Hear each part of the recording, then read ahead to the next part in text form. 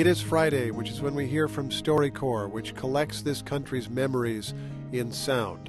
Today we hear from Linda Hernandez. She grew up in Lincoln, Nebraska during the 1960s. Her father worked for a railroad. Her family was one of the few Latino families in town, and as Linda recalled at StoryCorps, that could sometimes make school life difficult.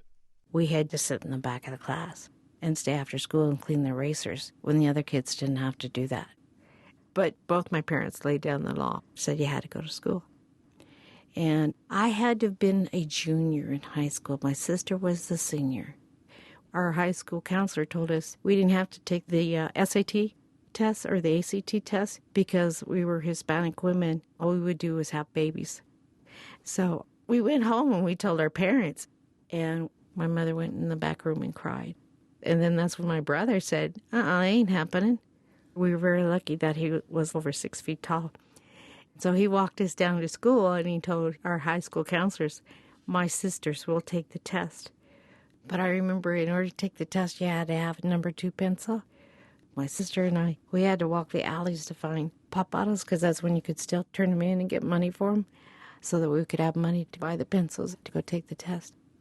We both scored really high. My sister got a 4-year scholarship to University of Nebraska, and then she got accepted into medical school. You know, my mother would always post our grades on the refrigerator. And if we got straight A's, they were on the refrigerator till the next time we got a report card. And my mother passed away 10 years ago. When she knew that she was ill, she had gone and started making photo albums of us kids. I expected to see family photos that we had of us, but I didn't expect to see the report cards in there. And I didn't expect to see the little graduation announcement when we graduated from high school. Those were in our photo albums, too. One thing that made her feel really good was that all her kids went to school. She was very proud of that. Linda Hernandez at StoryCorps in Albuquerque, New Mexico.